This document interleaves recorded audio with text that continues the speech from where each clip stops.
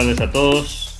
Muchas gracias por participar en el día de hoy de este interesante encuentro que vamos a compartir a lo largo de la próxima hora. El tema tiene que ver con las reflexiones sobre el Foro de Sao Paulo. Vamos a estar compartiendo con expositores de primer nivel, vamos a tener la palabra de personas autorizadas para hablar de estos temas.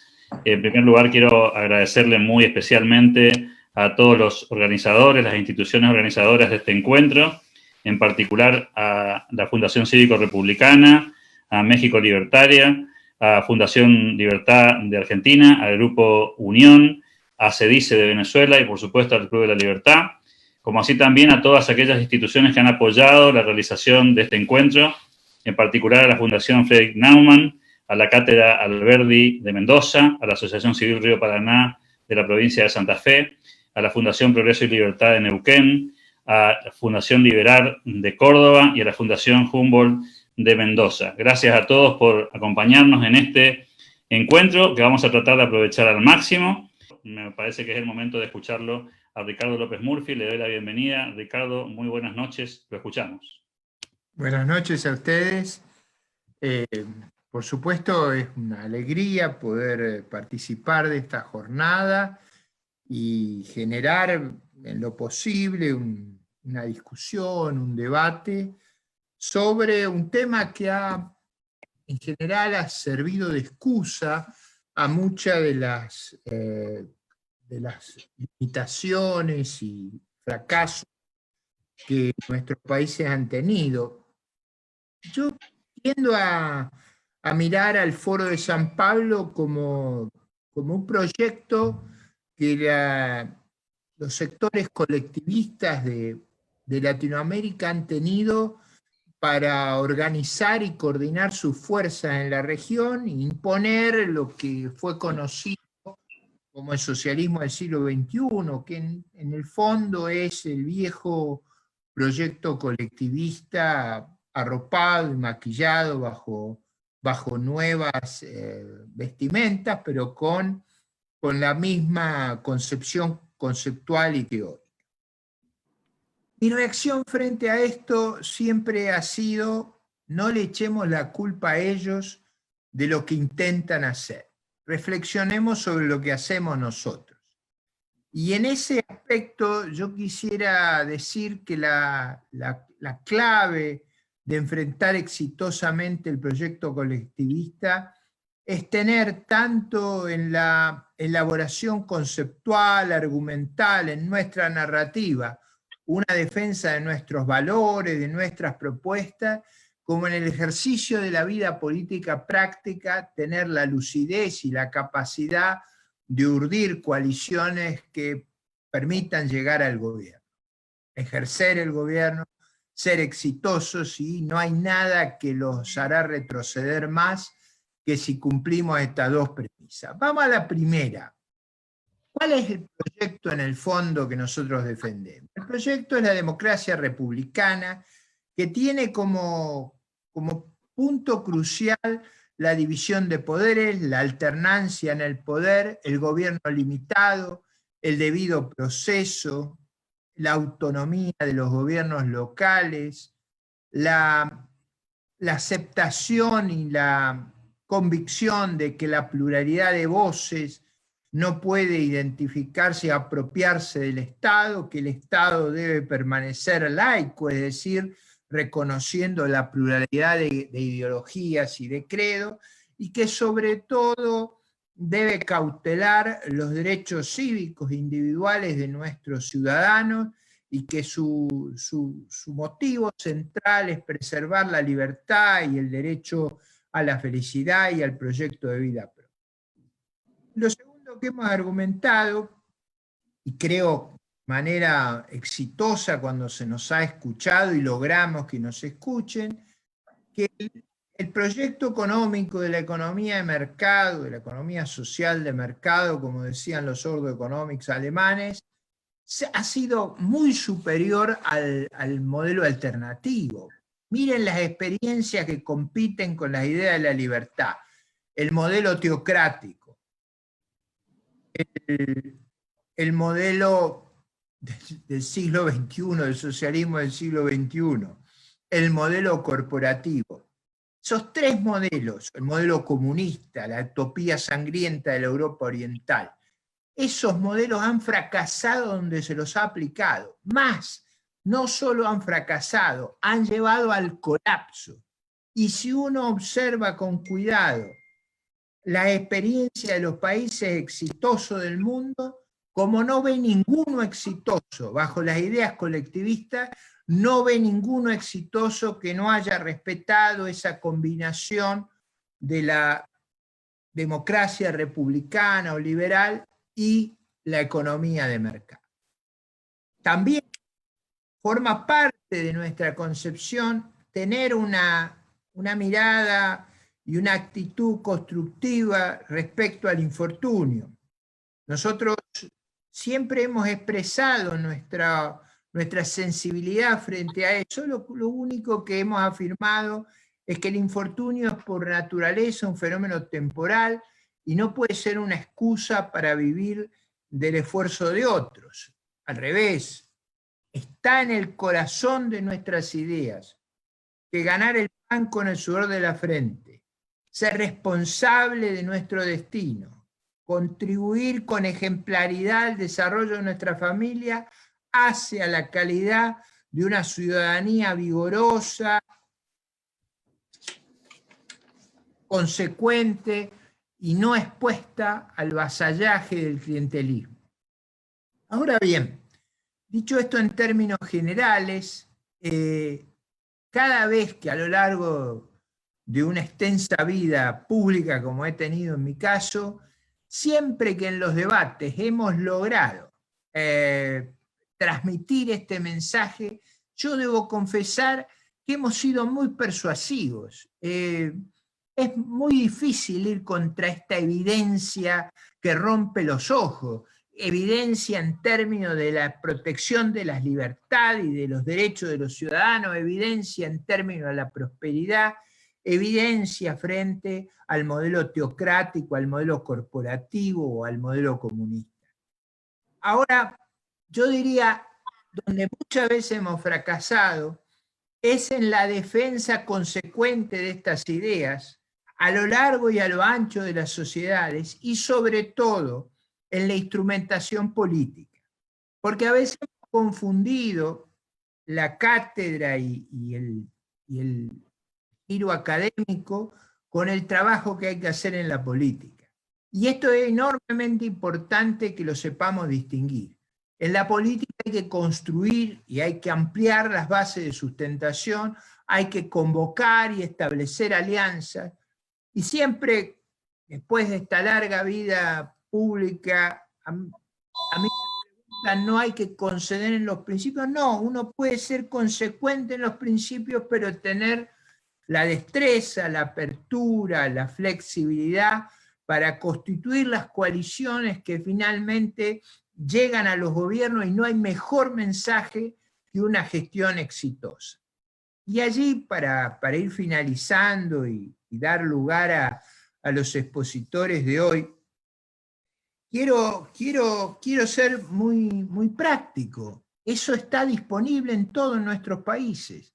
Nos tenemos que organizar para el debate conceptual, pero también nos tenemos que organizar para ser capaces de construir y vertebrar coaliciones que esencialmente logren un éxito y un camino de prosperidad como el que ha estado asociado a nuestras ideas, pero sobre todo libren a nuestros pueblos de las trágicas experiencias que han ocurrido cuando algunas de estas coaliciones colectivistas han prevalecido. En algunos casos, en los ejemplos más trágicos de ellas, todavía no se ha podido volver de ese terrible infierno que han generado. Entonces, dichas estas palabras introductorias para motivar el debate, déjenme introducir a nuestros tres panelistas, que son tres destacadas personas en el debate de las ideas. Los tres han contribuido vigorosamente a las ideas que hemos comentado, y en los tres casos han sabido librar esos debates con la gallardía, la contundencia y la valentía que estas actitudes requieren, en el ámbito intelectual y académico y en el ámbito político. Por eso paso a presentar a Gloria Álvarez, a Javier Milei y a Ricardo Rojas, que nos ilustrarán con su percepción, con su conocimiento de las experiencias que han aprendido en lo positivo, porque esta gente del Foro de San Pablo logró éxito, y en lo negativo, es decir, cómo enfrentar una ideología que ha traído tantos pesares al desarrollo y a la prosperidad y a la libertad de nuestros pueblos. Gloria, Javier y Ricardo, muchas gracias por contribuir a esta jornada. Muchas gracias, Alberto, por darme la posibilidad de esta introducción, y mucha suerte a todos en este esfuerzo tecnológico de que toda Latinoamérica nos escuche. Un gran abrazo a todos, mucho éxito. Muchas gracias, Ricardo, muchas gracias por esta presentación. Vamos a intentar ahora, antes de darle la palabra a los oradores, compartir este material que, dicho sea de paso, ha sido un pedido de varios de los oradores de hoy, para que de alguna manera tengamos una introducción a esto que estamos conversando en el día de hoy, ¿no? A ver si tenemos suerte ahora. Nosotros tenemos una gran oportunidad como civilización de hacer un mundo distinto. Tenemos una gran oportunidad. Yo le digo siempre a los argentinos que yo no sé si lo podré hacer en el mundo. Ni siquiera sé si lo podré hacer en América Latina. Porque no te quiero mentir, querido Lula. Yo no lo tengo a Néstor, no lo tengo al Pepe Mujica, no lo tengo a Tabaré, no lo tengo a Lugo, no lo tengo a Evo, no la tengo a Michelle, no lo tengo a Lagos, no lo tengo a Correa, no lo tengo a Chávez.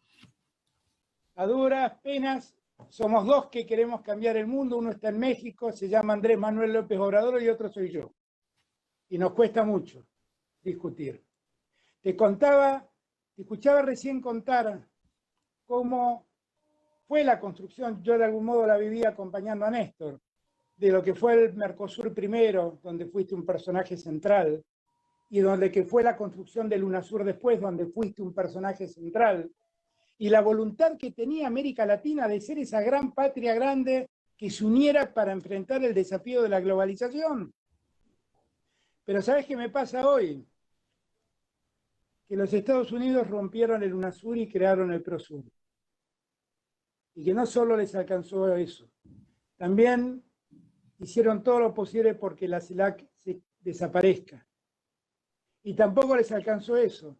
Ahora fueron por el BID y todo el continente fue corriendo a apoyar que los Estados Unidos, por primera vez en la historia, también presida el Banco Interamericano de Desarrollo. Y nos hemos quedado dos países al margen de ese apoyo, México y nosotros. El resto corrió presuroso en auxilio de Estados Unidos. Este, lamentablemente, es otro continente, muy distinto al que viviste vos, al que vivió Néstor, al que vivió Cristina y al que vivieron todos los compañeros que vos nombraste. Nosotros tenemos una gran oportunidad como civilización. Lo escuchábamos al presidente de los argentinos y lo escuchábamos con este tramo. Podríamos haber compartido otros tantos más, pero es el tiempo de escuchar a los oradores. Agradecerle a Ricardo Rojas, a Gloria Álvarez y a Javier Milei por acompañarnos en el día de hoy y honrarnos con su presencia y con su palabra. Le damos la palabra al doctor Ricardo Manuel Rojas y le pedimos que tratemos de cumplir los 10 minutos de cada uno, así luego podemos compartir algunas inquietudes de la gente. Ricardo Rojas, lo escuchamos. Bien, bueno, muchas gracias. Un gusto muy grande poder estar aquí compartiendo con un panel de lujo, amigos, este rato para hablar de un tema que me parece que es muy importante, ¿no? En estos días se cumplen 30 años de la creación del Foro de Sao Paulo, y por eso me parece que es una fecha que no debería pasar desapercibida. Y lo que yo quisiera hacer en estos 10 minutos es, de algún modo, poner en situación por qué surge el Foro de San Pablo y qué es lo que ha hecho y por qué ha sido exitoso, como decía Ricardo hace un rato. El Foro de San Pablo surge en 1990, en momentos en que se está cayendo la Unión Soviética. ya había caído el muro de Berlín, los países de Europa Oriental se estaban liberando, Rusia había recuperado su soberanía, su bandera y su gobierno, y todo hacía presagiar que, como ocurrió al año siguiente, se terminaba la Unión Soviética.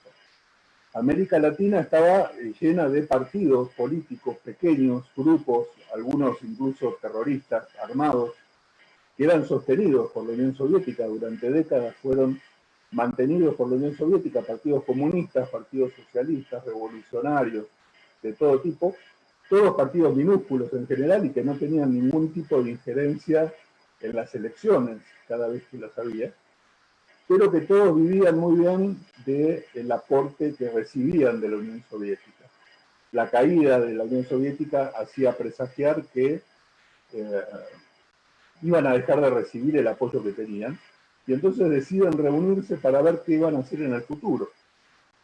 A mí me hace acordar, ¿no? Es decir, en realidad casi todos los dirigentes de estos partidos minúsculos eran gente en general de clase media acomodada, universitarios, burgueses, que se juntaban en bares a discutir sobre el marxismo y no tenían ninguna preocupación en los resultados electorales cada vez que había elecciones, porque en realidad no les pagaban por ganar elecciones, sino por mantener un partido comunista.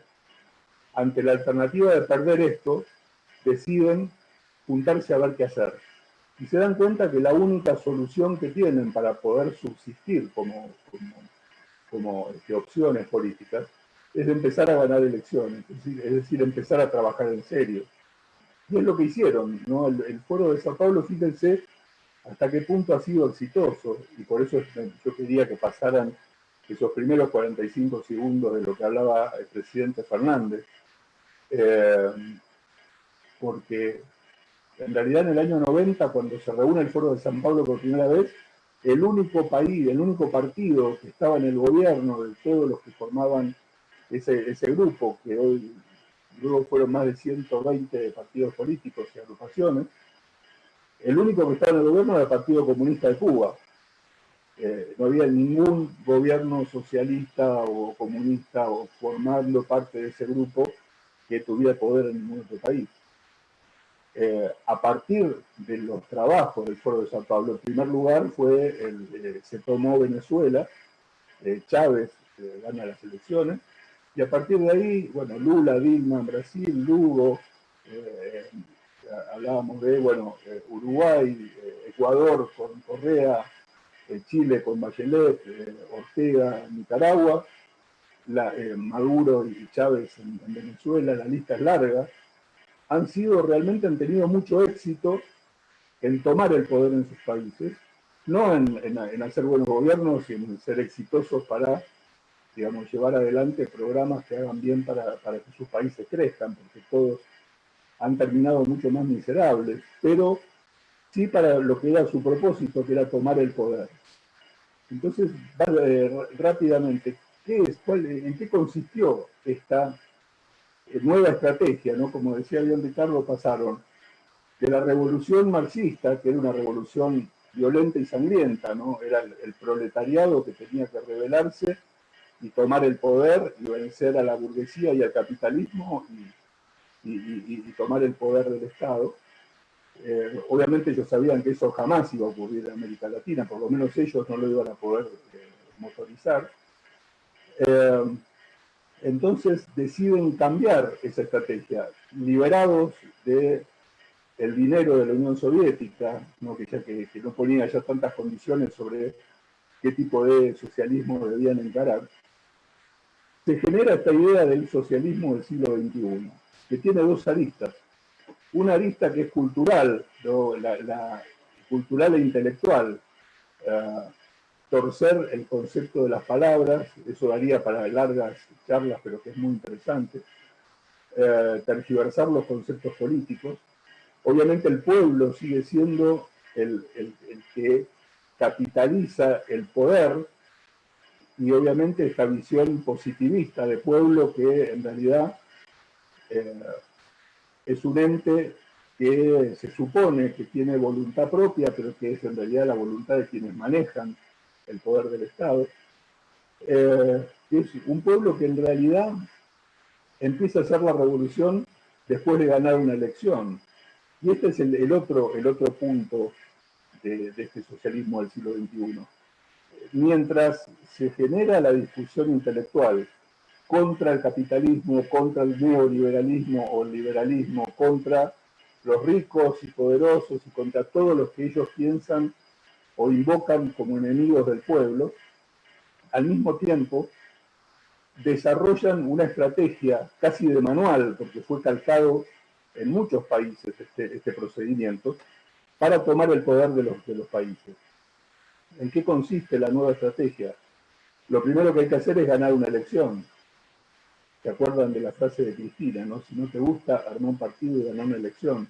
Bueno, era el momento en que el primer punto era ganar una elección. ¿Cómo? Bueno, justamente con la discusión, con la batalla cultural. Demostrar que los partidos políticos tradicionales son todos corruptos, son todos antipueblo y que hace falta una nueva forma de gobernar que tenga en cuenta los intereses del pueblo, todo lo que haga falta para ganar una elección. Y a partir de ganar una elección, casi todos los gobiernos de este tipo han hecho más o menos lo mismo, o lo han intentado. En algunos casos lo lograron, en otros quedaron en la mitad del camino. Pero el intento es ir cooptando todos los poderes del Estado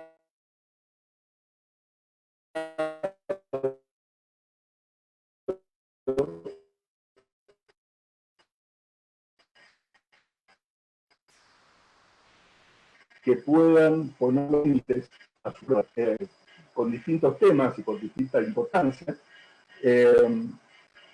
Hicieron lo mismo que fue entre el momento en que ganaron la elección y el momento en que asumieron el cargo, llamaron un referéndum. En el caso de Chávez, para reformar la Constitución; en el caso de López Obrador, para ver si seguían o cambiaban la construcción de un aeropuerto. Pero el punto era un acto de fuerza. Yo tengo el poder y quiero demostrar que puedo manejar el poder del pueblo, y si yo llamo a una consulta popular para lo que sea, la voy a ganar. En segundo lugar, una serie de medidas pendientes. En primer,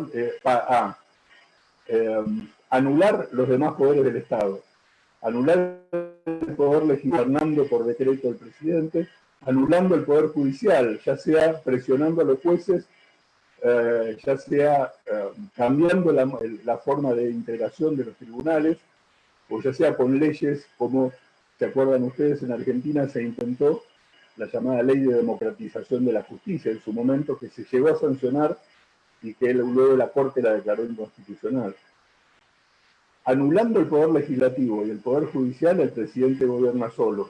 Luego, anulando todos los órganos de control que están para justamente controlar sus actos, los ministerios públicos, las fiscalías, las controladurías, etcétera, poniendo gente de su confianza, eliminándolo, cambiando la regulación interna.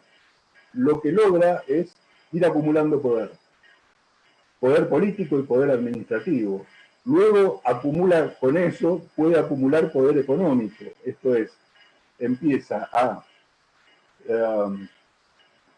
tomar propiedad privada. Lo hizo Chávez inicialmente en Venezuela, expropiando, que en realidad no eran expropiaciones, eran confiscaciones de tierra, tanto tierra como empresas, al modo en que habían hecho los cubanos en 1961. Luego, tomando el control en los casos en que los países que tienen petróleo, gas o minerales, como Venezuela, Bolivia o Ecuador, ya esas empresas, por ley, esos recursos son estatales, así que automáticamente tenían el poder económico de eso. Tomaron todas las cajas posibles, la de los impuestos, la de los aportes previsionales, toda caja donde se pudiera recaudar dinero, pusieron reglamentaciones absurdas e incumplibles para toda la actividad económica, tomaron el control de la moneda, tomaron el control de los impuestos, luego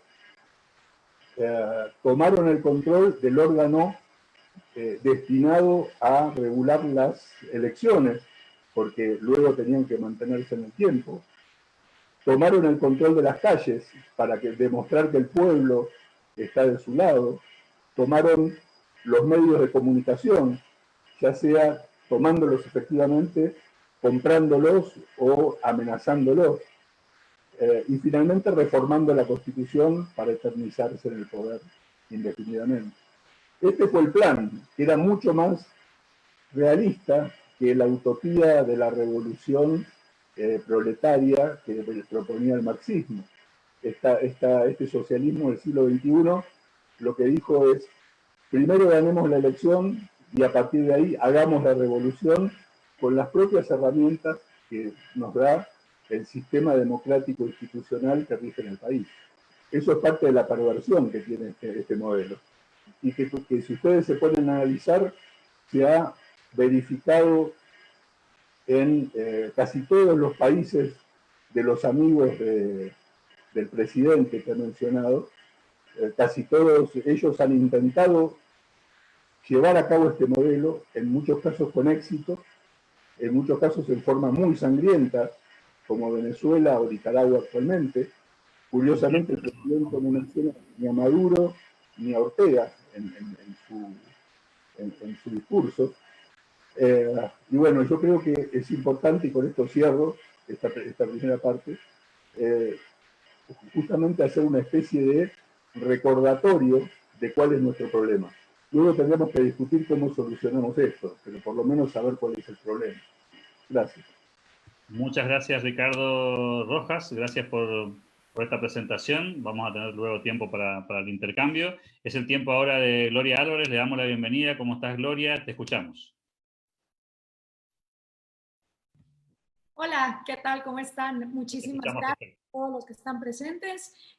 Pues lo que dijo Ricardo creo que queda muy bien reflejado, de hecho, en su excelente libro, Resistencia no violenta a regímenes autoritarios de base democrática, que si no lo han leído, se los recomiendo, porque explica a cabalidad cómo estas dictaduras, a través de la lógica del Foro de Sao Paulo, van mutando, como bien decía Ricardo, de la lógica de guerrillas marxistas violentas a utilizar la democracia para después anularla.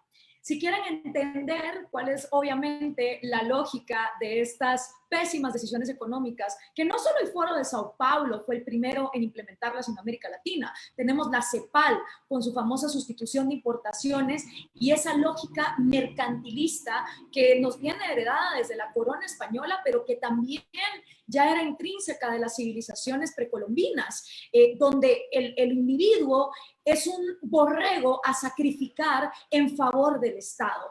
Quien quiera entender cómo funciona esa perversión económica, léanse el excelente libro de Javier Milei, Desenmascarando la mentira keynesiana. Entonces no me voy a detener en las cosas que yo creo que Javier y Ricardo van a explicar también, sino más bien en dónde está el Foro de Sao Paulo 30 años después. En este libro que escribimos con Axel Kaiser, El engaño populista, precisamente dedicamos el capítulo 2 a la parte de la hegemonía cultural, los padres fundadores del socialismo del siglo XXI y sobre todo la estrategia hegemónica del Foro de Sao Paulo. Entonces, si ustedes quieren entender los detalles de quiénes fueron las personas que inspiraron el Foro de Sao Paulo, desde Antonio Gramsci, cómo Fidel Castro se reacomoda después de la Unión Soviética, en esa sección del libro lo pueden encontrar. Pero yo me quiero ir precisamente a las reflexiones, 30 años después. El socialismo del siglo XXI prometió 3 cosas. La primera, Caracas, Venezuela, iba a ser la Nueva York de América Latina. Todos íbamos a estar vueltos locos por irnos a vivir a Caracas. Las migraciones iban a ser masivas. Hasta los gringos iban a querer dejar Gringolandia por irse a vivir a Venezuela, el paraíso terrenal socialista. ¿Y qué pasó 30 años después? ¿Por qué Caracas no es la Nueva York? ¿Por qué los inmigrantes van de Cúcuta hacia Colombia y no de Colombia hacia Caracas? ¿Por qué nadie está vuelto loco por ir a vivir ese paraíso donde no hay agua potable, ni papel higiénico, ni medicinas, donde tampoco hay vida social, porque a las 5 de la tarde todo el mundo está encerrado en su casa, no hay electricidad, obviamente la inseguridad es la peor, solo las zonas de guerra están peor que Venezuela, y por supuesto, además de todos esos agravantes, una incertidumbre total en un país que nadaba en petróleo, mientras también ahora nada en miseria. Entonces, la primera promesa del socialismo del siglo XXI, que era país gobernado por el socialismo del siglo XXI, va a ser un paraíso en la tierra al que todo el mundo va a migrar. Ahora, no solo desde que Hugo Chávez, que fue el primer éxito del Foro de Sao Paulo, no precisamente por lo que quería Fidel. Fidel realmente apostaba sus fichas a Lula y era Lula el designado. Pero Hugo Chávez sube en estos escalones de popularidad cuando hace el golpe de Estado en 1993 en Venezuela y Fidel se da cuenta que quizá va a ser más fácil poner a Chávez que a Lula primero. Pero a partir de ahí, los tipos se vuelven más exitosos que una franquicia de McDonald's para ponerse en toda Latinoamérica. Y obviamente, pues, llega Lula y Dilma a Brasil en el poder, llegan los Kirchner en Argentina, llega Mujica en Uruguay, llega Bachelet en Chile, Evo Morales en Bolivia, Rafael Correa en Ecuador, el FMLN regresa a El Salvador, Daniel Ortega regresa a Nicaragua. Ahora tenemos a AMLO en México, por supuesto Cuba, con esto se salva el trasero, con todo el saqueo que hace originalmente de Venezuela, pero también de los demás países. Entonces, ¿qué pasó 30 años después? ¿Por qué el socialismo del siglo XXI no se volvió ese paraíso terrenal?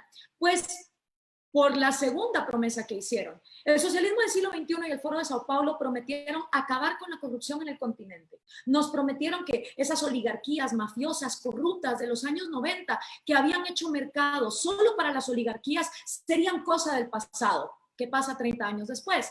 El socialismo del siglo XXI no solo no acabó con la corrupción, la llevó a niveles nunca antes vistos en la historia de Latinoamérica. Y estoy hablando de Odebrecht. Sí, señoras y señores, a pesar de la megacorrupción de los años 90 en privatizaciones hechas de manera completamente ajena al libre mercado, porque no se privatizaba para liberar, sino para crear monopolios que hicieron que poca gente se volviera muy rica, a través de la corrupción, se suponía que el socialismo del siglo XXI iba a acabar con esta lógica, pero no, y no Odebrecht. Por esa misma lógica que tenemos los latinoamericanos, ese síndrome de Estocolmo, donde vivimos enamorados de nuestro secuestrador y donde creemos que, a pesar de que los gobiernos nos roben, es San Papá Gobierno el que con su varita mágica tiene que decir quién construye los hospitales, quién construye las carreteras, quien construye los puentes, los metros y cualquier tipo de infraestructura. Y por esta lógica socialista de que el gobierno tiene que encargarse de todo, pues entonces tenemos gobiernos que le roban a los latinoamericanos en absolutamente todo, llevando la corrupción a niveles inimaginables, como fue el caso de Odebrecht, donde por supuesto no solo los partidos del socialismo del siglo XXI, sino también la derecha corrupta, mediocre, oportunista, hicieron también su viernes haciendo negocios con el socialismo del siglo XXI. Esto está súper documentado en los Panama Papers. Quien no los quiera leer, hay una excelente película de Antonio Banderas y Meryl Streep que se llama La Lavandería. También pueden ver la serie de El Lavallato en Netflix que se llama El Mecanismo, que recuenta esto bien. Entonces, 2 strikes para el socialismo del siglo XXI. No acabaron con la pobreza, la multiplicaron. No acabaron con la corrupción, la llevaron a nuevos niveles. Y 30 años después, la gente voltea a ver y dice, ¿y qué onda con el socialismo del siglo XXI? Solo los países donde no habían tenido su probadita, pues entonces ponen en el poder a alguien que viene de esa lógica del Foro de Sao Paulo. Ahora, el ecologismo. Se suponía que el socialismo del siglo XXI había hecho un compromiso con la Pachamama, donde todos íbamos a amar a la tierra y le íbamos a decir no a ese imperio capitalista yanqui. Y el medio ambiente iba a ser preservado. Pues ni esa promesa pudieron cumplir, porque el peor desastre que se ha visto en los últimos años por el Amazonas y el incendio que ahí se llevó a cabo, que a pesar de 10.000 Gretas Thunberg y todos sus fanáticos, nadie ha hecho nada por la reforestación, que no sean individuos desde lo privado viendo cómo recomponer ese desastre, eso empezó en la Bolivia de Evo Morales. Entonces, tercer strike para el socialismo del siglo XXI. Ni acabó con la pobreza, ni acabó con la corrupción, ni preservó el medio ambiente. Y estamos 30 años después con ahora un nuevo Frankenstein que se llama el Grupo de Puebla. Como Bolsonaro ganó en Brasil, y la marca Foro de Sao Paulo como que ya no les funciona tan bien, ahora estamos hablando del Grupo de Puebla y obviamente México visto como una de esas vacas sagradas a las que se les puede seguir exprimiendo la leche como hicieron con Venezuela hasta que la dejaron completamente muerta. Pero ¿por qué sigue reviviendo el socialismo del siglo XXI? Porque nunca es culpa del socialismo. Pregúntenle ustedes a los venezolanos a ver cuántos les dicen que fue el socialismo el culpable de las desgracias en su país y te van a decir, ay no, ya va marico, no, el socialismo no es el problema, el socialismo es precioso, el problema es la corrupción. Entonces, el latinoamericano vive enfermo, vive enamorado en un síndrome de Estocolmo de su propio secuestrador, sin entender que la corrupción es el síntoma de una enfermedad original que se llama socialismo, porque es el socialismo el que le da poder absoluto a los gobiernos para hacer con la economía lo que les venga en gana. Nuevamente, lo que explica aquí muy bien Javier Milei. Y precisamente porque el poder absoluto que da el socialismo corrompe absolutamente, es que entonces vemos corrupciones desmedidas. Por eso nos salimos de ese ciclo vicioso. ¿Pero por qué sigue siendo el socialismo cool? Primero, porque el latinoamericano no aprende en pellejo ajeno. Si los cubanos hubieran aprendido a los soviéticos, no les hubiera pasado lo que les pasó, y si los venezolanos le hubieran hecho caso a los cubanos, no estarían donde están. Y así repetitivamente. Pero segundo, además de que los latinoamericanos no tenemos empatía con las personas que han sufrido miseria a través del socialismo, es que la culpa siempre es de los gringos. Esto es lo más descabellado. Las personas admiran a estos líderes socialistas porque son los únicos con los pantalones de mandar a los yanquis a su casa. Pero cuando todo fracasa, resulta que esos gringos estaban metidos hasta en las alcantarillas y son los gringos responsables del desastre. De hecho, ahora hay series de televisión como Jack Ryan, donde se supone que fue el capitalismo el que arruinó a Venezuela y no el socialismo. Ahora, quien estudia la historia latinoamericana y ve las muchísimas intromisiones gringas en el continente, desde las inoculaciones de gonorrea y sífilis que se le hizo a presos y pacientes con problemas psiquiátricos en Guatemala, hasta la caída de Arbenz, hasta la intervención de Allende, hasta cualquier intervención de Irán contra, se va a dar cuenta que cada vez que los gringos se han metido en este continente, es porque alguien adentro de casa les ha abierto la puerta. Así como ustedes en su casa no dejan entrar a alguien, a menos que sea un ladrón, lo mismo pasa con Latinoamérica. Cada vez que los gringos han intervenido es de la mano de o los mismos gobiernos, o el grupo que está en contra de ese gobierno, o incluso una élite oligárquica que a través de otro país empieza a financiar que los gringos se metan. Entonces, esa lógica victimista de que cuando todo colapsa es porque los gringos intervinieron, no solo muchas veces es falsa, sino que además hace que nosotros no hagamos un mea culpa de esas veces que los gringos intervinieron. Ahora, cuando el socialismo implosiona, no es precisamente por exceso de libre mercado, como yo siempre se lo he dicho a los fans del socialismo con el iPhone en la mano. En un país de libre mercado, si tú y tus amigos quieren ser un grupo de comunistas que se vayan a vivir a la montaña, que no toquen el dinero, que no vuelvan a ir a un mercado, son libres de hacerlo. Solo no le pidan a la gente que les subsidie la existencia. Pero si yo, en un país comunista, con un grupo de amigos, quiero poner un negocio, una zona franca de libre comercio, empezar a importar o exportar, o libremente escribir en un periódico, o me fusilan, o me encarcelan, irme al exilio.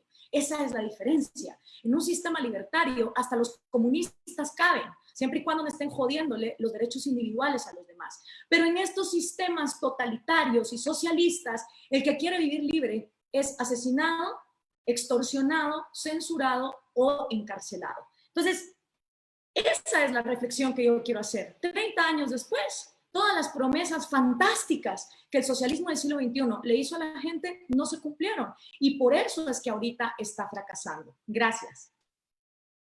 Muchas gracias, Gloria. Muchísimas gracias por esta presentación brillante, el enfoque que has planteado. Es el tiempo de escuchar a nuestro último orador y para luego, después de escuchar estos 10 minutos a Javier, tener la posibilidad de intercambiar algunas ideas que están planteando ya en las preguntas muchos de los participantes, de los más de 1.300 participantes. Javier Milei, te escuchamos. Muy bienvenido y muchas gracias. Bueno, en primer lugar, deseo dar las gracias por haberme invitado a este evento, en el cual participan personas tan prestigiosas y por las cuales también tengo un enorme afecto y admiración, como es el caso del doctor Ricardo López Murphy, como es el caso del doctor Ricardo Manuel Rojas, como es el caso de mi queridísima amiga, la brillante politóloga, digamos, ¿cómo estoy hoy?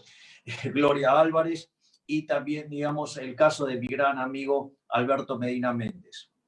Básicamente, lo que uno puede decir, y eso es muy interesante, tanto lo que ha señalado el doctor Rojas como Gloria, es el hecho de las etapas del socialismo del siglo XXI, de lo que es el Foro de San Pablo. Si ustedes se fijan, en rigor son tres etapas que tiene, digamos, la agenda del siglo XXI. Hay una primera etapa que es hasta que se llega a tomar el poder y que básicamente una parte se produce antes de llegar al poder y otra en la llegada al poder, que es básicamente tiene mucho de contenido cultural, mucho de cómo ir dando la batalla cultural. Ahí Gloria ha señalado de modo brillante la referencia de Gramsci, porque básicamente, ¿qué era lo que decía Gramsci? Que había que tomar la cultura, que había que tomar la educación y que había que tomar los medios. Y que una vez que uno le cambiaba la cabeza a la gente, digamos, lo otro venía por añadidura. Y eso la verdad que lo han hecho a la perfección. Por otra parte, la segunda parte de la agenda ya está más nivelada en términos de lo que es el avance sobre las libertades individuales, el avance sobre el sistema de libre mercado y un poco menos de cultural. O sea, ¿por qué? Porque es la segunda etapa. Y la tercera etapa tiene que ver básicamente ya directamente con avanzar en todo lo que es la implementación de un sistema socialista duro. Y si ustedes se fijan, esas tres etapas en Venezuela se cumplieron a la perfección. ¿Y cuál es el resultado que tenemos para Venezuela? De ser uno de los países más ricos de América Latina, de ser un país donde cada una de las personas tenía en términos de reservas de petróleo $1 millón debajo de sus pies, nos encontramos con que es una economía hoy que básicamente el 96% de su población está debajo de la línea de la pobreza, que el casi 80% de su población está en pobreza extrema, que el salario promedio diario es de $0,72, que ha perdido el 70% del PBI en los últimos 6 años, un país que tenía tanto petróleo y hoy no tiene petróleo, o sea, tiene desabastecimiento de petróleo, tiene problemas alimentarios serios, donde los venezolanos en promedio han perdido 10 kilos, y por lo tanto ahí tenemos el resultado maravilloso que genera el socialismo. Entonces, eso lo que nos hace plantear es por qué, digamos, logran permanecer en el poder, porque claramente una parte de la estrategia termina vinculándose al manejo de los recursos y cómo eso les permite ganar poder. Entonces, el punto es cómo uno debería hacer la batalla contra ellos. Digo, porque ellos armaron el Foro de San Pablo en 1990 y en 1998 ya lo tenían a Chávez y Chávez repartía dinero por toda América Latina y terminaron teniendo una lista enorme de presidentes. Fueron absolutamente exitosos y siempre estuvieron sacando recursos del Estado para estar financiando, digamos, ese avance cultural. Entonces, desde mi punto de vista, la batalla cultural tiene que tener básicamente tres aspectos. El primero, y que es el que más le irrita continuamente a los socialistas, es básicamente lo que tiene que ver con la superioridad en lo productivo del capitalismo. Es decir, manifestarles, digo, que cuando el muro se cayó, aplastó sus ideas, no aplastó al liberalismo. Es decir, que fueron un fracaso en lo económico rotundo, que además lo fueron en lo social, en lo cultural, y además son asesinos porque mataron a 150 millones de seres humanos. Pero lo primero es que hay que ir sobre la superioridad en el plano productivo. Esto en algunos lugares es más fácil, en otros lugares no. Es decir, en lugares como Argentina, donde las personas viven de espalda a los datos, es algo que es bastante simple.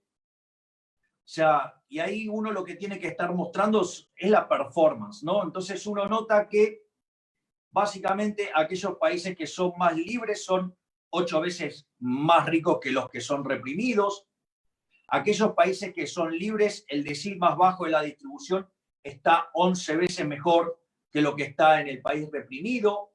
No solo eso, como la distribución del ingreso lleva un formato de un H cuadrado, de una log normal, y como el ingreso del decil más bajo del país libre duplica al ingreso promedio del país reprimido, significa que está mejor que el 80 o 90% de la población de ese país, aún, digamos, estando en el peor de los lugares en el país libre. Además, no solo eso, sino que hay 25 veces menos de pobres en la medida estándar y hay 50 veces menos de pobres extremos. Además, también ustedes tienen que la gente vive más, vive, digamos, más de un 25% más en los países libres. Por lo tanto, los resultados cuantitativos son fenomenales y ante eso, digamos, en general se suelen ver en problemas. Es más, ahí Gloria mencionó de modo más que brillante, es que cuando uno después le dice esto, ellos contestan, esto no fue socialismo. Entonces, por ejemplo, es muy interesante porque cuando uno les plantea el caso de Cuba, ellos dicen, no, pero el problema con Cuba es el bloqueo. Entonces, es interesante porque en el mismo debate, digamos, ellos se muestran en contra de la globalización. Es decir, si justamente aquellos países que son más abiertos, digo, justamente están muy relacionados con los países más libres y justamente, digamos, son más ricos que los que están cerrados. Entonces, ahí, digamos, ustedes tienen un ejemplo de contradicción. Otro ejemplo también de contradicción flagrante, y esto sí está todavía muchísimo más en línea con lo que señaló Gloria, es que cuando ustedes le dicen, en el caso de Venezuela, dicen, no, acá no hubo socialismo real. Entonces la pregunta es, ¿por qué no hubo socialismo? Digo, ¿cuál es el motivo para justificar esto? Y dicen, bueno, y que en realidad siempre hubo propiedad privada. Entonces, la realidad es que entonces uno le pregunta, bueno, ¿y entonces cuál es el modelo? Y ellos en general suelen referenciar al caso de los países nórdicos. Y esto es muy interesante porque en realidad ellos dicen que no hay propiedad privada. Digamos, que el problema es que seguía habiendo propiedad privada en Venezuela. Ahora, cuando ustedes toman el caso de los países nórdicos lideran los rankings de propiedad privada, de respeto de propiedad privada. Por lo tanto, hay todo un conjunto de argumentaciones que tiene que ver con la superioridad en el plano cuantitativo que hay que tenerla siempre a mano, porque eso, digamos, es un primer elemento donde no solo que ustedes entran ganadores al debate, sino que no tienen mucha salida. O sea, en ese tipo de cuestiones es una parte, digamos, bastante fácil del debate, por decirlo de alguna manera. Entonces, el punto es hacia dónde después va a mutar el debate. En algunos lugares sí se da, en otros lugares va evolucionando hacia ahí. Y es básicamente cuestionar la desigualdad que genera el capitalismo. Es un cuestionamiento de índole moral. En un reciente libro de probablemente nuestro máximo exponente del liberalismo en habla hispana de la historia, de Alberto Venegas Lynch, hijo, y, digamos, con Peretnik, ellos escribieron un nuevo libro que se llama El retorno de la barbarie. Todos, digamos, la referencia claramente está hecha con lo que era el libro de Sarmiento, Facundo, que era Facundo, Civilización y Barbarie, y en dicho libro, digamos, lo que era la barbarie era no estar educado. En cambio, digamos, hoy el tema de la barbarie tiene que ver con el concepto de la justicia social.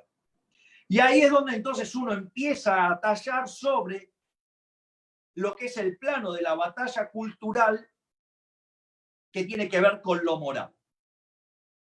Dado que ellos iniciaron antes la batalla cultural apalancándose sobre las ideas de Gramsci, a pesar de haber sido derrotados tremendamente en el plano cuantitativo, en el plano económico, se arrogaron una superioridad moral para criticar al capitalismo.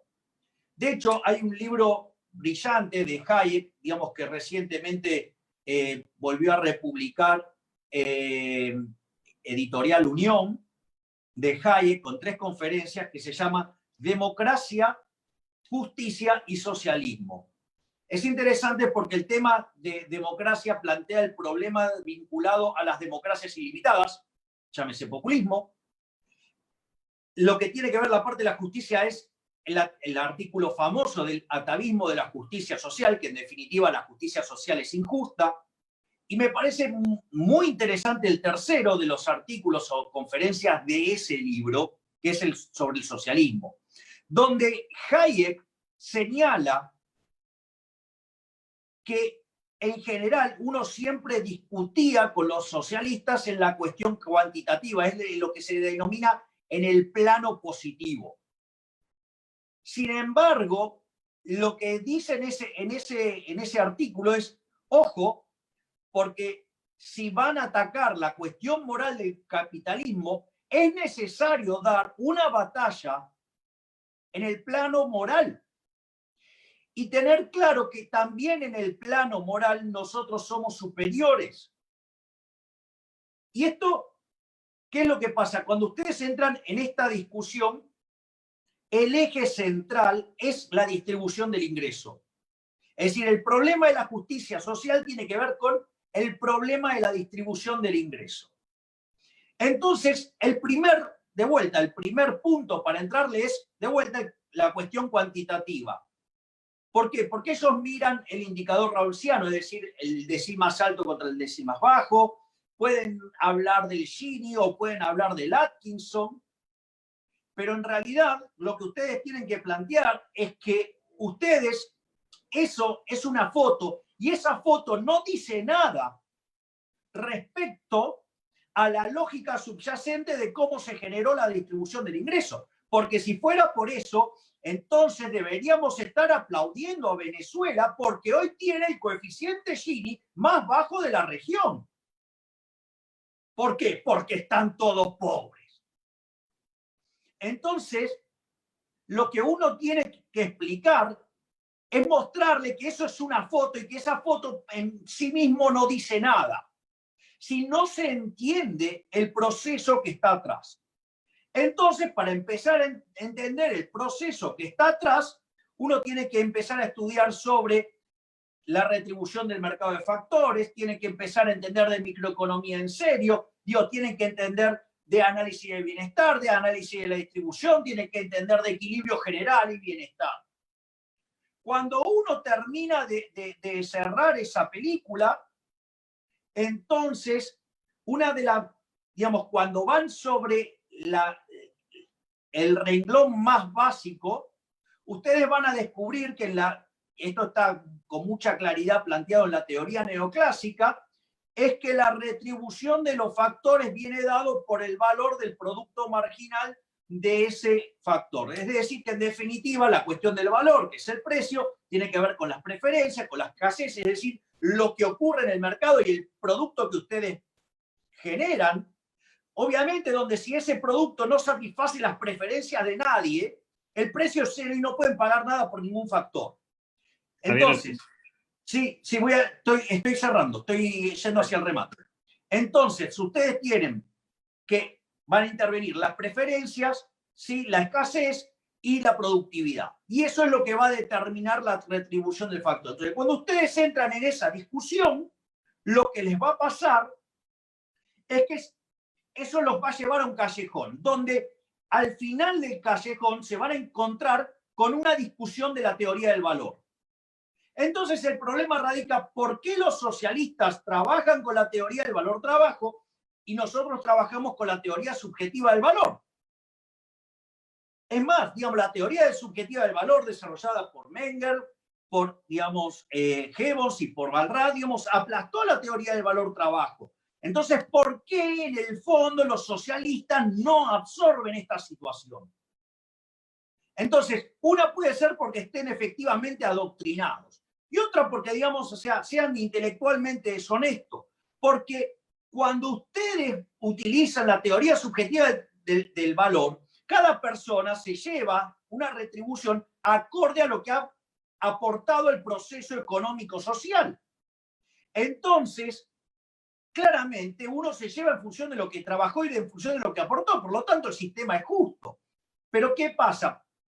El problema con la teoría subjetiva del valor es que no permite mostrar la existencia de explotación, cosa que les permite la teoría del valor trabajo con las teorías de Rothbertus y con Marx con la plusvalía. Entonces, el punto es, ¿por qué entonces de antemano toman esta idea? Y tiene que ver con los valores morales subyacentes detrás de eso, que es la envidia, el odio, el resentimiento, el trato desigual frente a la ley, el robo y el asesinato. Entonces, ¿qué es lo que sucede? Cuando ustedes abrazan un conjunto malos de valores, eso se manifiesta en un conjunto de instituciones horrorosas que a la postre derivan en la más absoluta pobreza. Ahora, esa es una de las fases, y después hay dos fases más. Una tiene que ver con la idea de Hayek y la noción de juego, ¿sí?, y comprender la idea del mercado como un proceso de descubrimiento que después es perfeccionado por Israel Kirchner, y que al perfeccionar la idea del mercado como proceso de descubrimiento, entonces la producción se vuelve un proceso de descubrimiento y asociado a eso hay una distribución, y que cuando uno lo ataca, se apaga ese proceso, se interrumpe ese proceso de descubrimiento y por ende la economía se hunde. Entonces, básicamente, lo que hay que entender es que si uno entra por todo ese campo troncal que yo acabo de describir muy sintéticamente, van a llegar al final del camino que también somos superiores en el plano moral, que eso deriva en instituciones que permiten el crecimiento económico. Y como si todo esto fuera poco, somos superiores estéticamente. Digamos, no solo porque la Ferrari, el Lamborghini, el Lotus, el McLaren son infinitamente más bellos que lo que era la basura del Lada o el Dacia. No solo porque los edificios, digamos, que ustedes ven en Nueva York son mejores que los de Cuba, que parecen que un queso gruyère, y que la única foto de Cuba es que luce bien es cuando va para atrás en el tiempo, sino porque además, digamos, tenemos mujeres hermosas, digamos, como Gloria o como Antonella, que también dan pruebas de que somos superiores estéticamente. Muchas gracias. Muchas gracias, Javier. Muchísimas gracias. Hemos escuchado no solo la introducción de Ricardo López Murphy dando un muy buen panorama, sino estas tres ponencias que nos dan perfiles distintos, de una mirada diferente, sobre todo este proceso que fue el Foro Sao Paulo y esta versión, digamos, outlet que tenemos hoy con el Grupo de Puebla. Y la primera pregunta que quiero transmitirles, hay cientos de preguntas en ambos chats, y voy a tratar de rescatar las más importantes porque nos queda muy poco tiempo y les voy a pedir máxima brevedad a cada uno de los oradores. La primera que quiero poner arriba de la mesa, que aparece constantemente, es qué escenario le produce, le genera al socialismo del siglo XXI y todas estas versiones contemporáneas la pospandemia. ¿Qué deja el coronavirus de cara a lo que viene? Desde su punto de vista, si los dejan más fortalecidos, si les dan más herramientas para trabajar, o si por el contrario abre una oportunidad para otras ideas. Ricardo Rojas, lo escuchamos.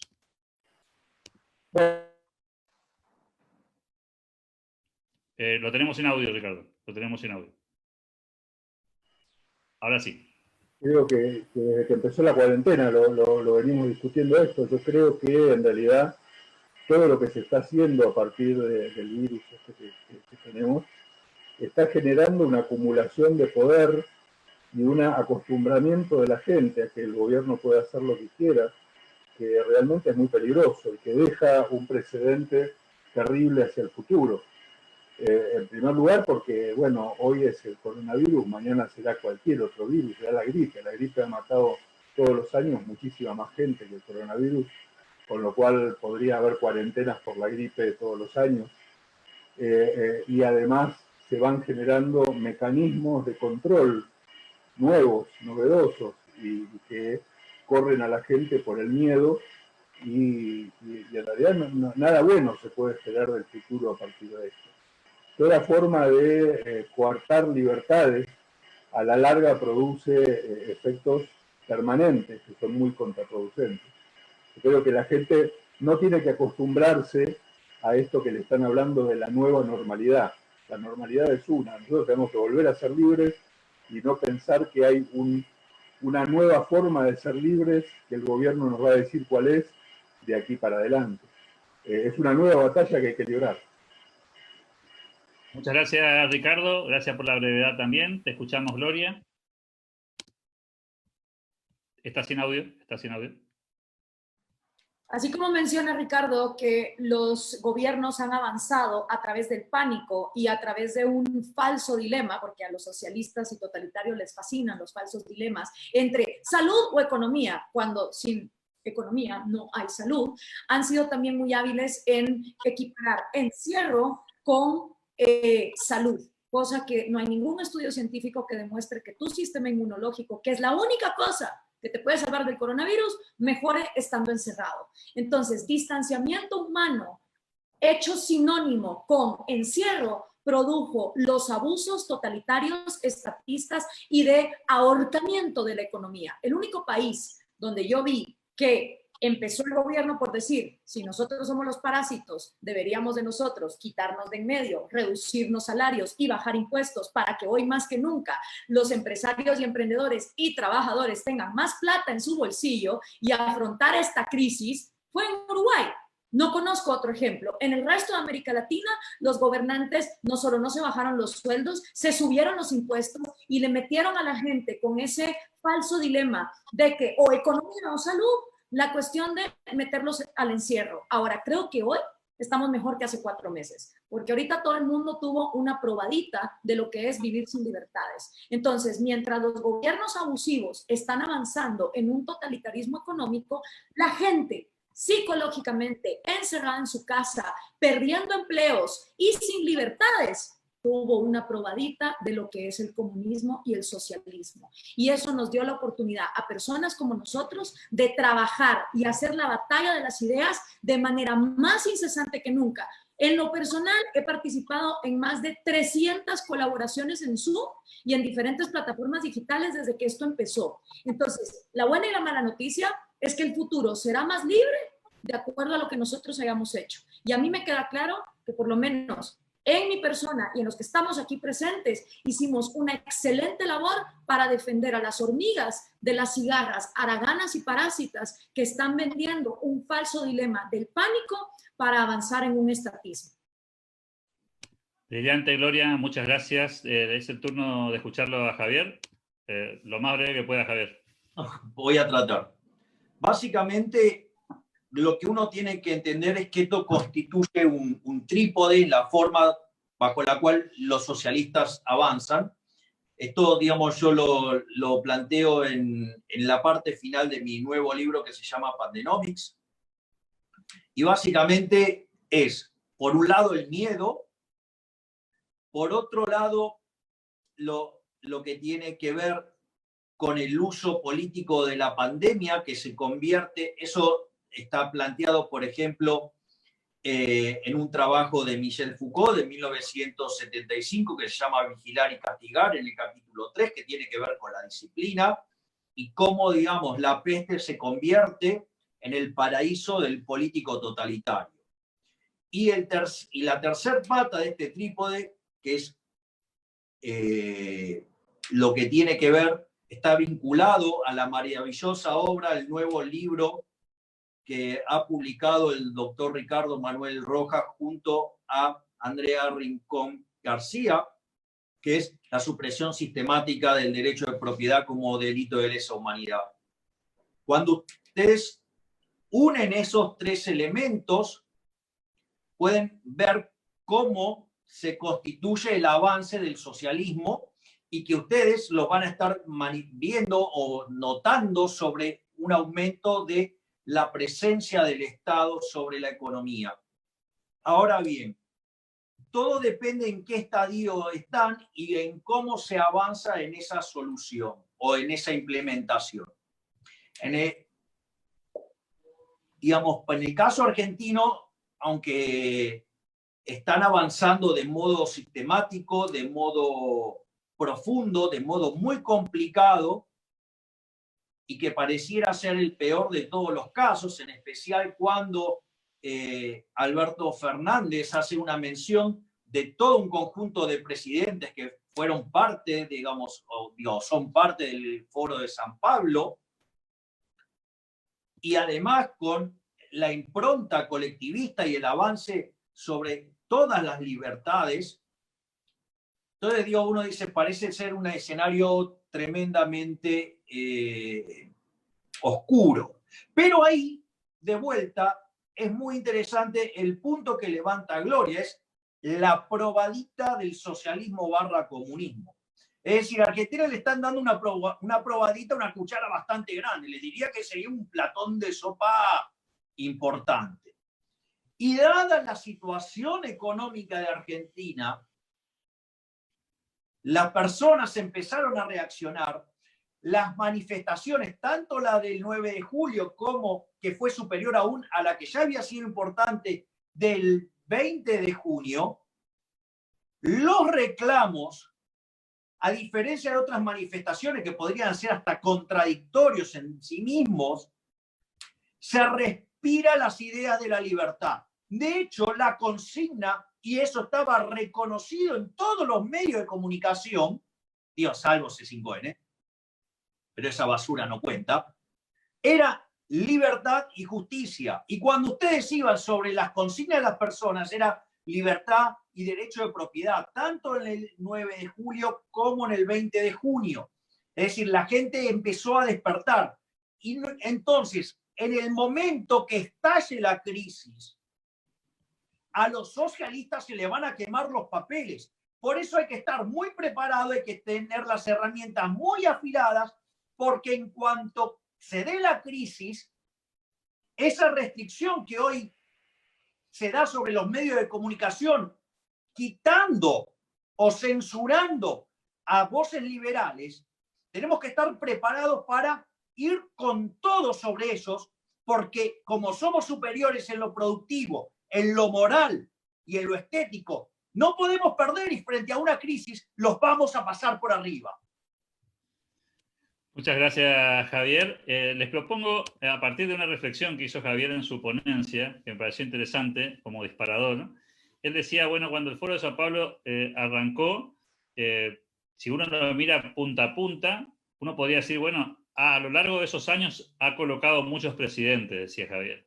Y el resultado, si lo miramos desde ese punto de vista, ha sido desde el punto de vista pragmático bastante interesante. Ahora, la contracara de esos presidentes se fueron Lula y Dilma y vino Bolsonaro, se fue Correa y vino Lenín Moreno, Conocemos el proceso de Bolivia, también el de Argentina con Macri.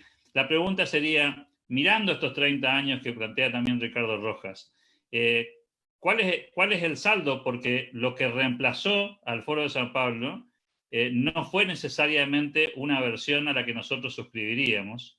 Y la pregunta es ¿qué autocrítica nos vale entonces a los liberales en ese proceso? Porque a pesar de la caída de muchos de esos líderes, hoy estamos acá. Ricardo Rojas, lo escucho.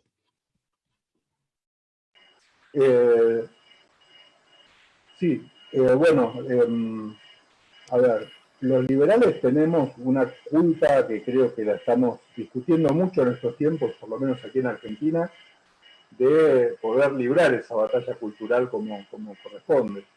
Y la batalla cultural es cultural, es institucional, es política. En realidad hay muchos campos de batalla. Los partidos socialistas de izquierda, si quiere llamarlo así, ha sido muy hábil para poder armar frentes en cada uno de sus ámbitos y lo ha hecho con mucha eficiencia. Y los liberales nunca lo hemos hecho. Y en realidad los presidentes que han venido después del fracaso de algunos de estos presidentes del socialismo del siglo XXI tampoco han sido presidentes liberales ni han defendido banderas de libertad. Han sido, bueno, lo que ha sido Macri aquí en Argentina, algo que era mejor que el kirchnerismo, pero que en realidad no era nada de lo que se pudiera esperar más de lo que hizo. Y en realidad tenemos una asignatura pendiente muy grande. Tenemos tal vez que mirar la forma en que la izquierda se ha organizado en estos últimos años, no para copiar las formas, porque nuestras formas son muy distintas, pero sí para pensar, ver en dónde están los campos de batalla en los que tenemos que pelear. Yo creo que eso debería ser nuestro propósito de aquí en adelante. Muchas gracias, Ricardo. ¿Te escuchamos, Gloria? Gracias. A ver, primero tenemos que hacer un mea culpa. Esta ha sido mi contribución a esa mea culpa y cuál debería ser el camino de los libertarios. O nos seguimos aliando con una derecha que nos utiliza para ganar campañas presidenciales, pero que luego agarra nuestras ideas y las engaveta, las tira por el basurero o de una vez por el excusado, o hacemos nuestros propios proyectos políticos. Y creo que el Partido Libertario Español es un gran ejemplo de esto y el Partido Libertario Estadounidense también es un gran ejemplo de esto. Creo que los libertarios tenemos una oferta mucho más atractiva por nuestra cuenta que podemos ofrecerle a una juventud preocupada por el feminismo, por ejemplo, hablando de esas batallas que dice Ricardo que tenemos que tomar, pues hablemos de por qué antes de ser mujer te conviene ser liberal, porque el capitalismo te empodera como mujer, te libera del patriarcado para que tú tengas tu propia plata, y además el feminismo empezó siendo liberal, queriendo la igualdad ante la ley. Los libertarios queremos tener estas discusiones, la derecha conservadora no las quiere tener. Pero no solo eso, hay otro tema que preocupa a la juventud, la ecología. Y hay excelentes tratados liberales y libertarios como Ecohisteria y Sentido Común que le dan a esa juventud preocupada por el medio ambiente soluciones de cómo el mercado nos vuelve cada vez un planeta más limpio. Pero no solo eso, las discusiones de cambio climático. No se trata de inventar el agua azucarada. Los gringos llevan años haciendo la batalla cultural como libertarios separados de los republicanos y les está yendo bastante bien. Entonces, tenemos que retomar los temas que definitivamente preocupan a la juventud y que la derecha mercantilista, estatista de Bolsonaro, esa izquierda vegetariana de Macri, esa corrupción del PRI y del PAN nunca iban a retomar. Entonces, creo que los libertarios tenemos una oferta no solo económica, sino también de libertades individuales mucho más atractiva para esta juventud. Y en el tema de la desigualdad también lo tenemos, de por qué al final esa justicia social es una tiranía, una juventud preocupada de cómo lidiar con dictaduras. Entonces, tenemos los manuales, ahora es de tener los pantalones, de presentarnos políticamente como una tercera vía y dejar de estar perdiendo el tiempo con una derecha que de la nada vemos un Macri que para empezar no era de derechas, era tal vez lo menos carnívoro de un peronismo. Pero el tipo saca un anuncio de yo empanada, haciendo alusión a Yo Lápiz de Leonard Reed, y le empiezan a llamar Macri el neoliberal. Y ahí estuvo Antonella Marquí, creyendo en ese proyecto hasta que renunció, porque se dio cuenta que Macri no iba a avanzar en una agenda de libre mercado, como tampoco lo ha hecho Duque en Colombia, como no lo hizo el PRI en México. Entonces creo que el primer paso es hacer la batalla cultural por nuestra cuenta y las campañas políticas por nuestra cuenta también, para ofrecer esa tercera vía. Muchas gracias, Gloria. Te escuchamos, Javier, una reflexión sobre este tema. Bueno, en primer lugar, adhiero al punto que levanta brillantemente Gloria. Macri es un insulto al liberalismo. Y acá voy a mencionar algunas cosas. Sistemáticamente, con varios colegas, hemos criticado muy fuertemente a Macri. Señalamos siempre que no era liberal. Siempre señalamos que era un socialdemócrata, que básicamente era como el Partido Demócrata en Estados Unidos, pero en la línea de Bernie Sanders, pero bastante más estúpido, algo que claramente no es fácil. Digamos. Tiene un mérito ser más estúpido que Bernie Sanders. Ahora, por otro lado, también es muy interesante cómo se sacaron las caretas durante lo que fue el banderazo del 9 de julio. Y eso se puede ver en sus cuentas de Twitter. Así, por un lado, el colectivista repugnante y asqueroso de Larreta, ¿sí?, se solidarizó con los pseudo periodistas de C5N. Lo mismo hizo la señora Vidal, ¿sí? Y la señora Vidal, además, también se mostró a favor de la cuarentena, digamos, cavernícola, que nos está destrozando. Y recordemos que además impulsó y llevó una ley que está vigente en la provincia de Buenos Aires, que si uno no se dice que hubo 30.000 desaparecidos, será sancionado. Por lo tanto, ahí tenemos una parte de lo que era la coalición gobernante. Otra parte, básicamente, era el radicalismo. Fíjense que una parte del radicalismo es claramente socialista, digamos, de hecho, el propio Alfonsín hoy es parte del actual gobierno kirchnerista, siendo embajador en España.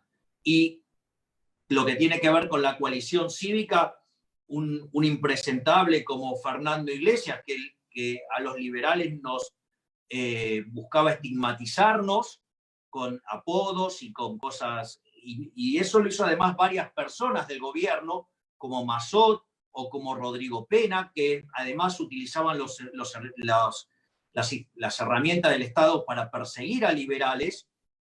Digamos, por ejemplo, dentro de tantas barbaridades que dijo Fernando Iglesias, nos tildó de lloraimpuestos, cuando en realidad que un diputado que supuestamente representa al pueblo, digamos, suba los impuestos o se queje de alguien porque se queja de los impuestos, es como tener un representante de un trabajador que va y se reúne con el empleador y le pide que le baje el sueldo. Por lo tanto, digamos, acá se empezaron a sacar las caretas, y a mí ahí lo que más me preocupa es la miserabilidad de Macri. El día anterior al banderazo, Macri señaló, digamos, los valores de la libertad. Y en el fondo, digamos, nos vende que va a volver con los valores de la libertad para que después nos vuelva a meter a Jaime Durán Barba, un comunista, y al socialista de Marcos Peña, que siguen trabajando con él. Entonces, y como si todo esto fuera poco, lo reconfirma el día posterior o durante el 9 de julio en el banderazo, diciendo libres. O sea, cuando claramente él estuvo en el poder, él no siguió una agenda liberal, de hecho fue kirchnerismo con buenos modales, y además persiguió a los liberales. Lo hizo tanto desde la AFIP como desde los servicios de inteligencia. Por lo tanto, es un hipócrita y está tratando de montarse en esta oleada de la libertad para volver al poder y volver a meternos a Marcos Peña y a Durán Barba. Por lo tanto, tal como decía brillantemente Gloria, nosotros no podemos transar con esa gente, no podemos arreglar, porque después te terminan comiendo.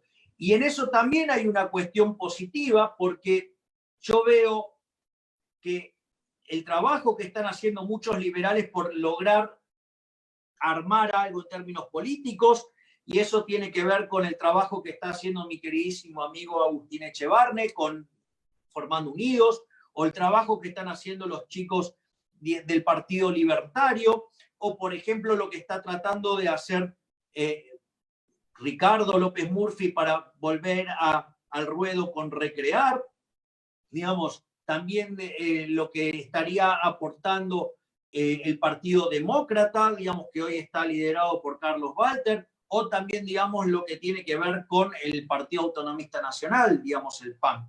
Entonces, ¿qué quiere decir? Que en este momento hay una ebullición de un conjunto de ideas proclives a la libertad, que tengo mi esperanza y voy a contribuir todo lo que pueda para lograrlo, la unión de todas esas personas. Digamos, y tampoco me quiero olvidar de lo que hizo José Luis Espert.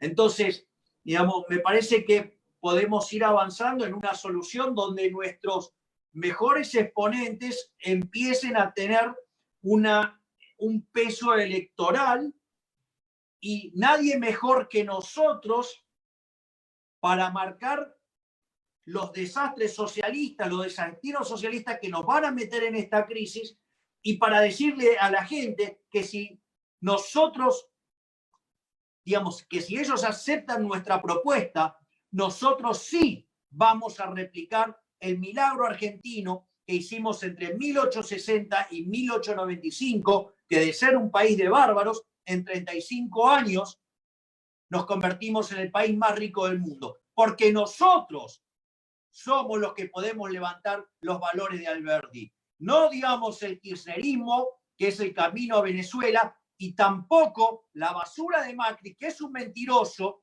y que por la lógica de camino de servidumbre también nos va a llevar a Venezuela, porque es quien permitió que volviera Cristina Fernández de Kirchner al poder.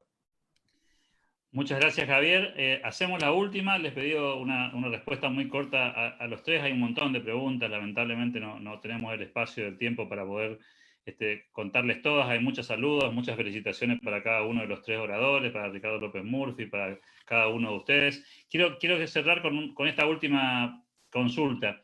En los 90, cuando nace el Foro de San Pablo, las universidades tenían múltiple cantidad de jóvenes en toda América Latina con remeras del Che Guevara y el sueño de esa patria socialista que pululaba por las universidades y los intelectuales de aquel tiempo. También había un movimiento emergente de jóvenes que trataban de defender las ideas de la libertad. En Argentina se llamó UPAU aquello.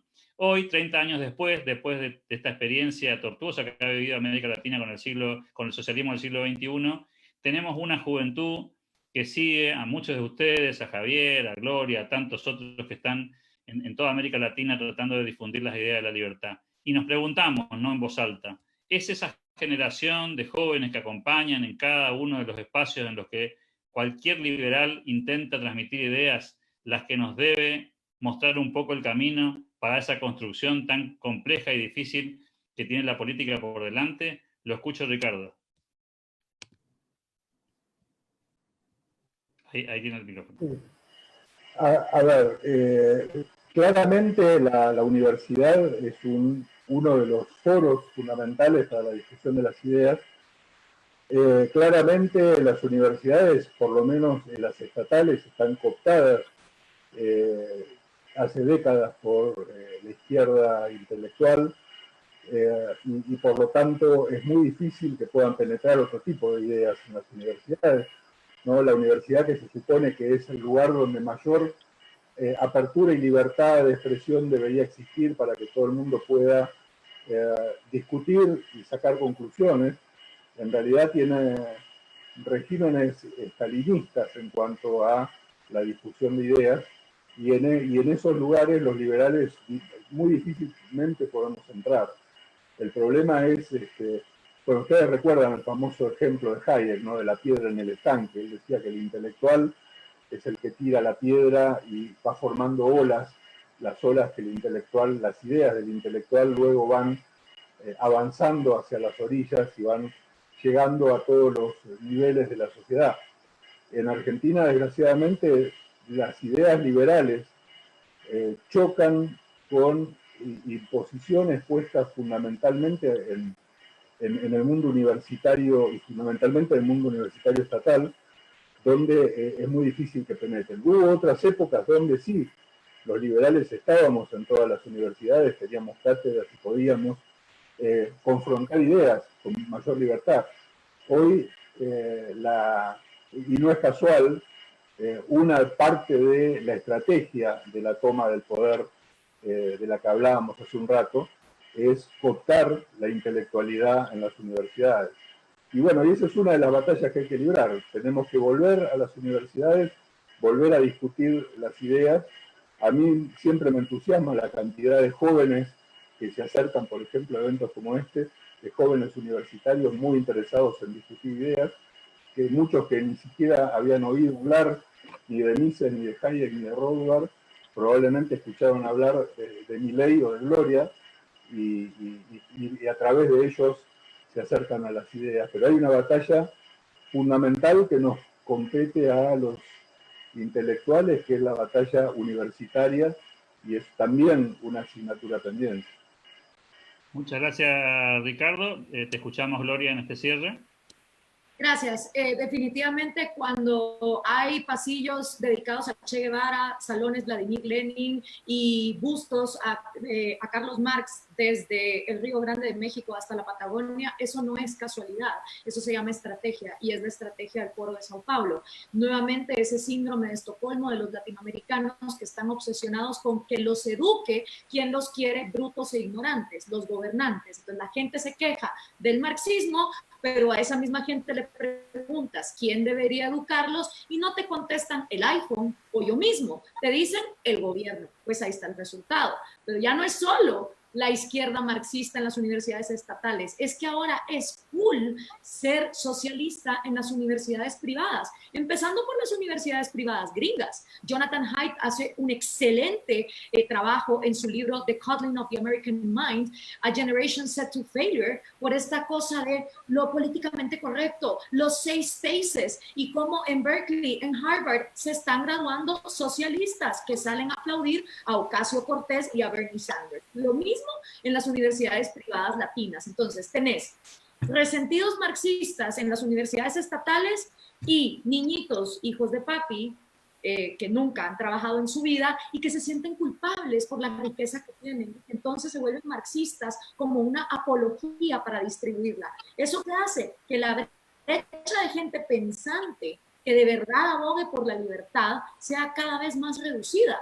Claro, en los países donde el socialismo ha sido súper exitoso en volver a todo el mundo pobre y miserable, tenemos una nueva generación de críos que menos mal están abriendo los ojos. Entonces ves niños de 15 años que siguen a Milei y que es una nueva generación. ¿Por qué? Porque sus hermanos grandes fueron kirchneristas, siguen viviendo en la casa de sus padres, no tienen sueños, no generan empleo y son unos parásitos. Lo mismo pasa con los venezolanos. Como ellos sí comieron comunismo, pues saben que no quieren más de eso. Pero que vas a otros lugares donde el socialismo todavía no ha terminado de multiplicar la pobreza hasta que sea inevitable y la juventud es marxista. Entonces, la alternativa definitivamente es usar la propia cultura. Gramsci no se equivocó, penetrando en teatro, música, universidades, cine, se va a lograr una generación nueva de un pensamiento que abrace la libertad. Pero no podemos depender ni del Estado ni de las instituciones que se basan en mantener a la gente ignorante para que esto ocurra. Tenemos que hacerlo por nuestra cuenta. Y el primer paso es, ¿quieres educarte? Hazlo por tu cuenta. Deja de esperar que la educación te va a caer del cielo. Tampoco creas que te vuelve libertario leer 3 tweets de cuentas libertarias. Esto es un trabajo. Y de hecho, a todas las personas que se van a quedar sin preguntas, les apuesto que en algún otro foro o en nuestros libros o programas de radio, la pregunta que ustedes tienen ya la hemos contestado. Entonces, de verdad, se vuelve una cuestión de decir, si yo voy a ir por el mundo vendiéndole a la gente la libertad individual, empiezo por la responsabilidad individual de poner mi educación en mis manos y dejar de estar esperando que un aparato que por moda vende socialismo me dé algo diferente. Muchas gracias, Gloria. Te escuchamos ahora, Javier, con todo gusto, es la última intervención, así que te escuchamos. Bueno, en primer lugar, en la misma línea que señala brillantemente Ricardo, claramente las universidades públicas se han convertido en centros de adoctrinamiento marxistas. Básicamente, al que piensa distinto se lo persigue. Propongo que, digamos, aquellos que estén interesados en eso, digamos, conocer lo que fue la experiencia de cómo a mi colega, amigo, socio, hermano, Diego Giacomini, le quitaron el curso de Dinero, Crédito y Bancos, que es una de las últimas materias de la carrera de Economía, y como una suerte de degradación, los mandaron a dar macro básica y además, o sea, para contadores, o sea, para personas que no tienen un particular interés en la economía, en la macroeconomía. Ante esa situación, digamos, Diego podría haberse rendido y no dar más clases, y sin embargo, no solo que tomó el curso, sino que además armó un curso con una estructura austríaca. Y entonces los chicos se pegan un primer golpe, que es que cuando le da toda la bibliografía y la van a pedir a la biblioteca, se dan cuenta que tienen cientos de tomos completos del Capital, o sea, los 3 tomos de Marx, pero no tienen un tomo ni de Dinero y Tiempo de Garrison, no tienen nada de Hayek, no tienen nada de Mises, y olvídense de pensar en algo de Rothbard. Ese problema también, digamos, está ligado en que si ustedes quisieran tener otro programa distinto en una universidad privada, el problema es que en realidad toda la educación es pública, nada más que alguna es de gestión estatal y otra de gestión privada, y que ustedes cuando presenten un programa, si no es un programa que está en esa línea, la CONADEP no lo deja pasar. Y eso ahora, digamos, me lleva, digamos, a algo que también señaló Gloria, que es el éxito de Gramsci, y eso está volcado también en un maravilloso libro de nuestro amigo en común Axel Kaiser, que se llama La fatal ignorancia, y él explica cómo en Chile la izquierda ganó la batalla cultural, cómo, digamos, siguiendo los lineamientos de Gramsci, se metió en la cultura, se metió en la educación, ¿sí? Se metió en los medios, y frente a la búsqueda de un financiamiento, ellos se metieron en el Estado y desde el Estado empezaron a manejar estas cosas y a marcar la agenda, y los liberales, cuando, digamos, tenían que tener financiamiento, básicamente los empresarios no les importó, los dejó sin financiamiento porque creían que con solo ganar en el plano productivo alcanzaba, y entonces ahí tienen, digamos, la situación que hoy enfrenta Chile. Y para cerrar, a mí me parece que estamos en un excelente momento, tenemos grandes difusores de las ideas, digamos, el caso de Gloria, el caso de Antonella, el caso, digamos, de Axel, digamos, hay el caso, digamos, de varios liberales que están en los medios en Argentina, como ser el caso de Gustavo Lázari, como ser el caso de Manuel Adornio, Diego Giacomini, Mariano Fernández, digamos, y varios de nosotros que estamos dando esta pelea. Y ahí quiero rescatar algo, que es lo inspirador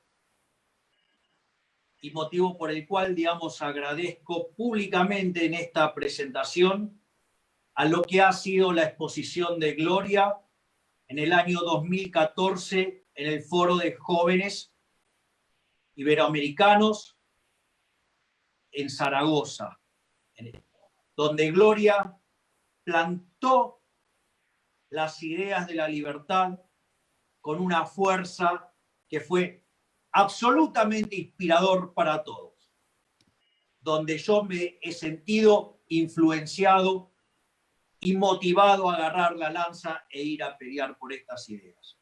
Por lo tanto, digamos, ahí tenemos un excelente ejemplo de alguien que tiró la primer piedra, como decía, como describía Ricardo en el caso de Hayek y el caso, digamos, del intelectual, la piedra al agua y cómo, digamos, las distintas ondas van llegando a las distintas orillas. Así es que también este es un excelente momento para agradecerle a Gloria, porque esa charla que ella dio ha sido de inspiración para muchísimas personas en todo el mundo. Muchísimas gracias, Javier. Gracias por esta última presentación. Agradecerles absolutamente a todos los organizadores por este esfuerzo, a cada uno de los panelistas, a Gloria, a Ricardo Manuel Rojas, a Javier Milei, por supuesto a Ricardo López Murphy, que nos acompañó durante toda la conferencia.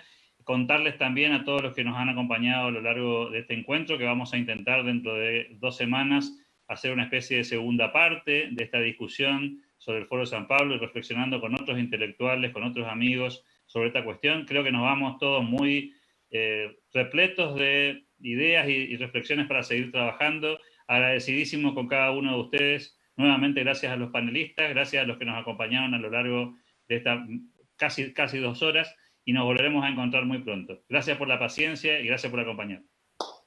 Hasta pronto. Chao, gracias.